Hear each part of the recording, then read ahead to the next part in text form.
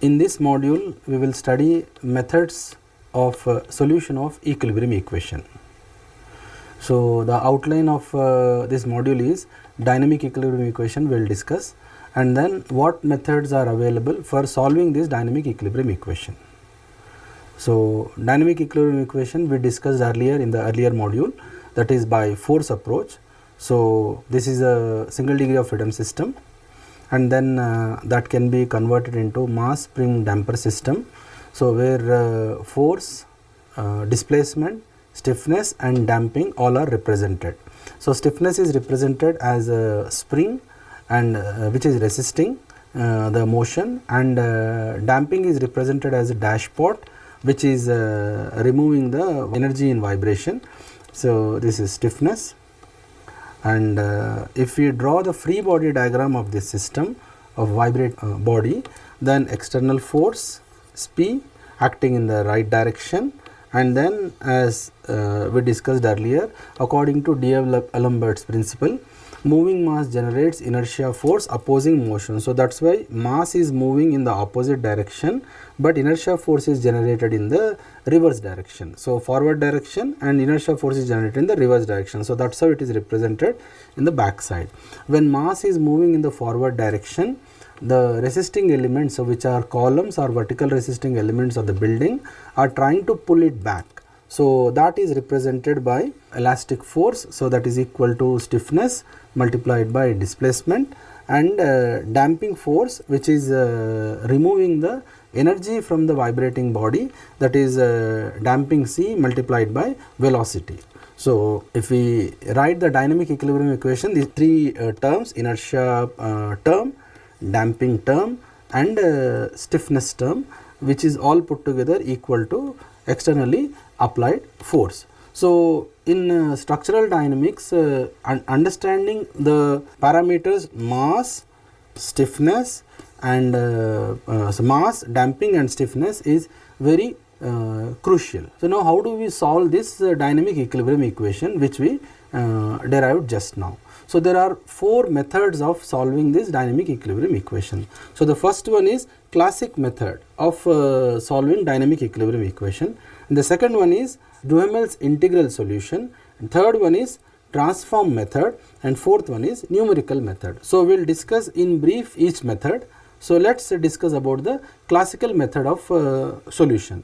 So, in this classical method of solution, so what we are going to do is a differential equation. The solution of differential equation will have two components. So, one is called complementary function, that is u complementary, which is a function of time, and then the second one is u particular, which is also a function of time.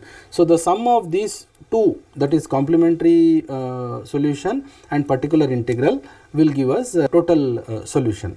So, complementary function we can also call it as a free vibration component. So, this depends only on the structure's natural parameters or natural properties of the structure decide this free vibration component. This can also be called as transient motion or transient component of vibration. And then particular integral. So, particular integral up, which is dependent on applied force. So, whatever force we are applying, so that force is taken into consideration while solving this component. This is also called steady state component. So, u complementary, u particular, u complementary transient, u particular is a steady state component. So, the total solution looks like this one. So, complementary solution and particular integral. And the second method is called Duhamel's integral. So, in this Duhamel's integral, so what we do is whatever externally applied force is there, so that is divided into several components. So, in this method, applied force is represented as a sequence of infinitesimally short impulses. So, for example, if applied force is there like this one, okay, as input motion, then this can be divided into small components, and then each component is taken separately and solved, and later all those things can be added by using superposition principle. So, the response is obtained by adding the response to all impulses up to that time. So, this is in the Duhamel's integral. So, a typical equation of Duhamel's integral is this shown here in this one. So, this is a solution of one impulse, and then we are integrating over many impulses. So this is the total response. So this is the response due to one impulse, and that is integrated over all the impulses up to that time. So this is a second method of solving dynamic equilibrium equation.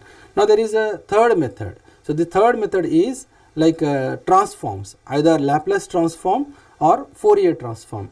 So usually Fourier transforms are used extensively in structural dynamics. So what we do in this Fourier transform is convert the equation which is differential in nature, that is converted into algebraic equation. So while converting this differential equation into algebraic equation, so what happens is the equation which is present in the time domain gets converted into frequency domain. So here like equation is represented on the time scale, amplitudes are represented on the time scale. In this one, amplitudes are represented on the frequency scale.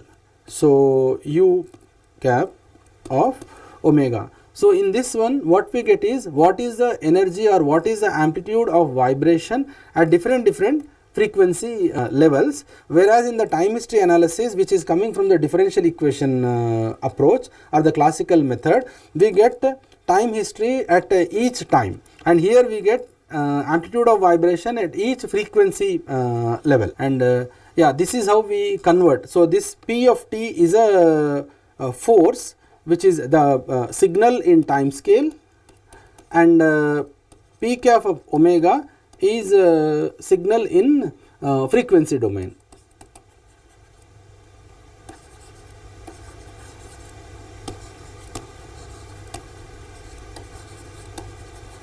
This is in frequency domain. The fourth method is numerical method. So this numerical method is mainly used for dealing with the non-linear systems. So other three methods are applicable only for linear systems, where principle of superposition is applicable. Superposition is applicable. So principle of superposition, what it says is, say for example, if I apply a load of 1 kilonewton and I get some deflection, and later I apply say a load of 2 kilonewton and I get some deflection, and later I apply a load of 3 kilonewton and I get some deflection. Superposition principle says that all these loads put together, 1 plus 2 plus 3, if I apply all at a time also, I can get the same principle. So that is the principle of superposition. So where principle of superposition is applicable, there we can use a classical method, second Duhamel's integral, and third we can use transforms. Okay, when it comes to nonlinear analysis,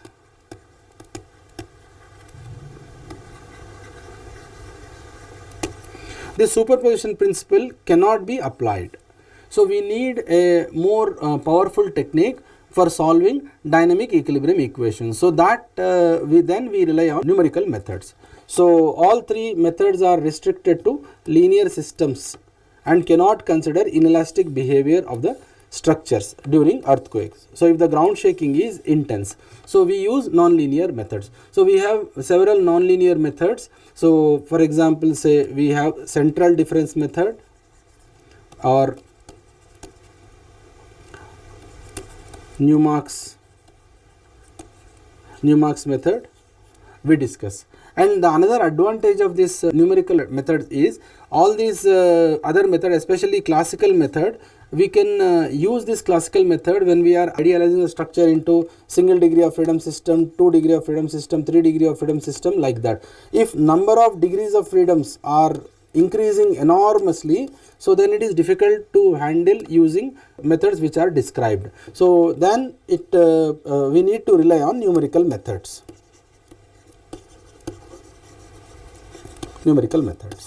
So that is the advantage of these numerical methods. And then in summary, what we have discussed in this module, that is methods of solution of dynamic equilibrium equation. So classical method, Duhamel's integral method, transforms, and numerical methods.